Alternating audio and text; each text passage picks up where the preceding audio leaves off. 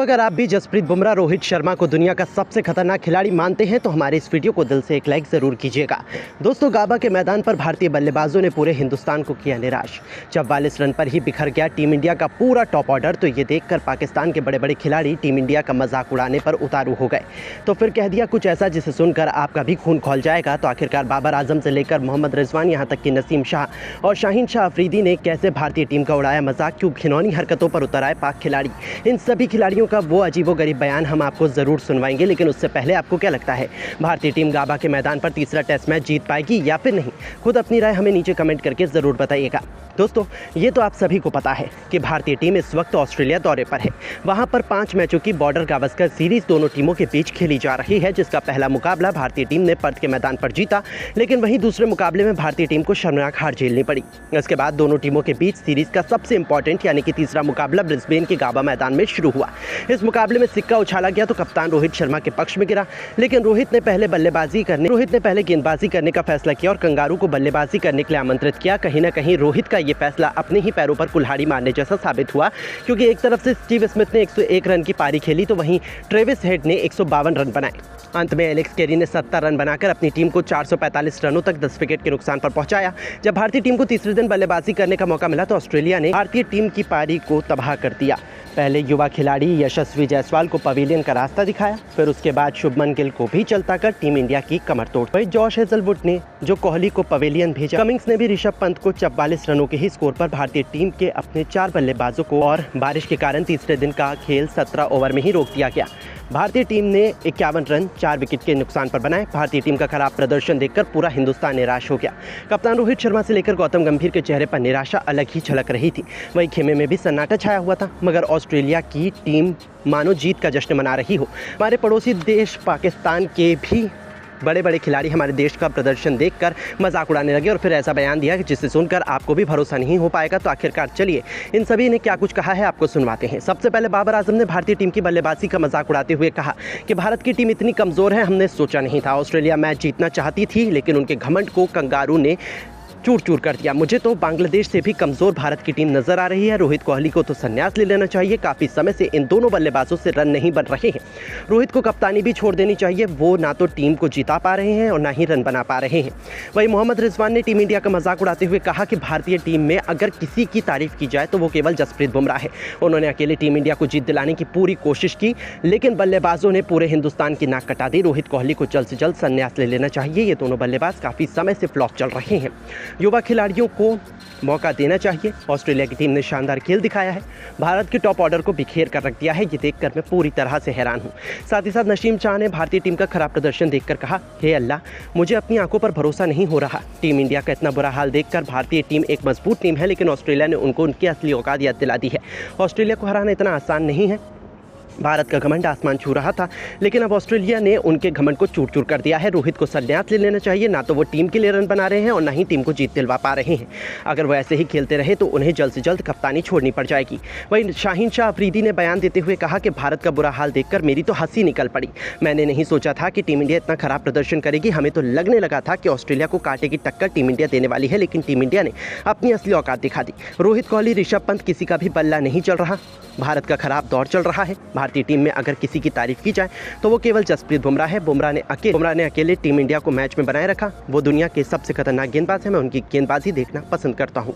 तो दोस्तों, देखा आपने कैसे पाकिस्तान के बड़े बड़े खिलाड़ी भी हमारी टीम का मजाक उड़ाने लगे। लेकिन दोस्तों, अब आपको क्या लगता है, भारतीय टीम गाबा के मैदान पर चौथे दिन वापसी कर पाएगी या फिर नहीं?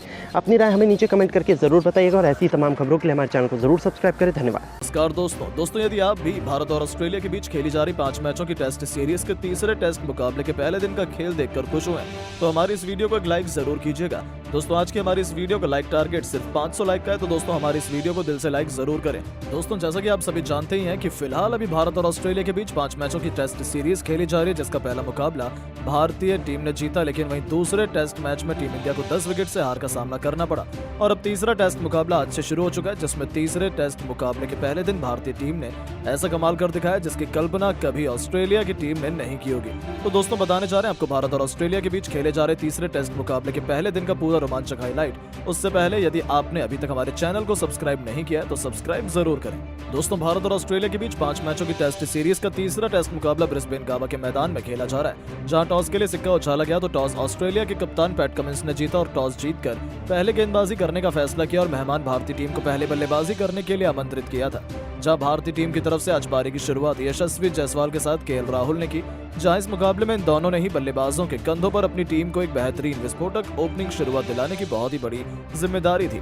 जहां इन दोनों ने बल्लेबाजों ने इसे बखूबी निभाकर दिखाया, जहां मुकाबले की शुरुआत में ही केएल राहुल ने पहले ओवर में ही 2 शानदार चौके और एक बेहतरीन गगनचुंबी छक्का जड़ टीम इंडिया के लिए बेहतरीन शुरुआत करी और केएल राहुल ने अपना इंटेंट साफ जाहिर कर बता दिया कि वो आज रुकने वाले नहीं है। तो वहीं यशस्वी जायसवाल भी पीछे नहीं रहे और दूसरे ओवर में उन्होंने भी एक चौका और एक शानदार छक्का ठोक डाला। भारतीय टीम की ये जोड़ी विस्फोटक अंदाज में बल्लेबाजी कर रही थी, जहां जायसवाल और केएल राहुल की बल्लेबाजी देखकर ऑस्ट्रेलिया के गेंदबाज और कप्तान के पसीने छूटने लगे थे। ऑस्ट्रेलिया के गेंदबाज को कुछ भी समझ में नहीं आ रहा था कि राहुल और जायसवाल को कैसे आउट किया जाए, जहां ये दोनों ही किसी को भी नहीं छोड़ते हुए आसानी से बड़े शॉट खेल रहे थे और ऐसे ही तूफानी बल्लेबाजी करते हुए इन दोनों ने ही बल्लेबाजों ने 7 ओवर में ही अर्धशतकीय साझेदारी करते हुए भारतीय टीम को 50 रनों के आंकड़ा पार करा दिया था। इन दोनों के द्वारा ऐसी बल्लेबाजी देखने को मिल रही थी जैसे आज T20 मैच खेला जा रहा हो। ऐसे ही 8वें ओवर में जोश हेजलवुड की पहली बॉल पर केएल राहुल ने एक और छक्का ठोक दिया, जिसके बाद तीसरी बॉल पर चौका ठोककर जोश हेजलवुड के होश उड़ा दिए गए और फिर केएल राहुल यही नहीं रुके, उन्होंने ओवर की आखिरी बॉल पर भी एक बेहतरीन छक्का ठोक ऑस्ट्रेलिया के खेमे में हड़कंप मचा दिया। केएल राहुल की तूफानी विस्फोटक बल्लेबाजी मैदान पर कोहराम मचा रही थी। वहीं दूसरी तरफ यशस्वी जायसवाल का बल्ला भी जमकर आग उगल रहा था और उन्होंने 10वें ओवर में मिचेल मार्श को आड़े हाथों लेते हुए इनके ओवर में 2 बेहतरीन छक्के और एक शानदार चौका लगाकर ऑस्ट्रेलिया को बैकफुट पर ला दिया था। ये दोनों ही टेस्ट मुकाबले को T20 की तरह खेल रहे थे और ताबड़तोड़ विस्फोटक अंदाज में ऑस्ट्रेलिया के गेंदबाजों की जमकर कुटाई कर रहे थे, जहां 13वें ओवर में 2 बेहतरीन छक्के ठोक करके केएल राहुल ने अपना विस्फोटक अर्धशतक सिर्फ 40 गेंदों में पूरा कर लिया था। साथ ही साथ उन्होंने भारतीय टीम को 100 का आंकड़ा भी पार करा दिया था।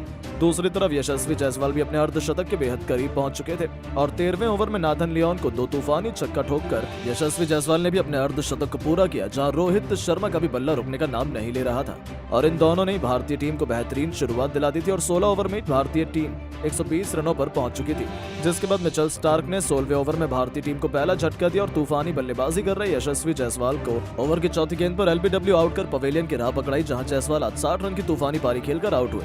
और अब यशस्वी जायसवाल के आउट होने के बाद शुभमन गिल मैदान पर बल्लेबाजी करने के लिए उतरे और दोस्तों, शुभमन गिल ने मैदान पर उतरते से कवर ड्राइव के द्वारा एक बेहतरीन चौका लगाया और अपना खाता खोला। इसके बाद तो शुभमन गिल का बल्ला यही नहीं रुका और उन्होंने एक तूफानी छक्का ठोका और भारतीय टीम को 150 रनों के पार पहुंचा दिया। अब शुभमन गिल ने रोहित शर्मा के साथ साझेदारी बनाना शुरू कर दिया था और अपनी टीम के स्कोर को आगे बढ़ाने लगे थे। जहां रोहित शर्मा अपने शतक के करीब खेल रहे थे तो वही भारतीय टीम से 200 रनों का आंकड़ा कुछ ज्यादा दूर नहीं था। 20 ओवर में भारतीय टीम का स्कोर 180 रन हो चुका था। तो वहीं शुभमन गिल पैट कमिंस ने अगले ओवर में 2 चौके ठोककर इसे और भी नजदीक पहुंचा दिया। बस वहीं इसके बाद रोहित शर्मा का बल्ला एक बार फिर चला और सबसे पहले उन्होंने पुल शॉट के जरिए बाउंसर पर एक छक्का ठोका और भारतीय टीम को 200 रनों के पार पहुंचाया। इसके बाद 2 बेहतरीन चौके लगाए और अपना तूफानी शतक भी जड़ दिया। जहां रोहित शर्मा का बल्ला आज मैदान में तूफान मचा रहा था तो वहीं शुभमन गिल भी इनसे पीछे नहीं रहे और इन्होंने जोश हेजलवुड के ओवर में एक नजाकत भरा शॉट खेला और चौका बटोरा।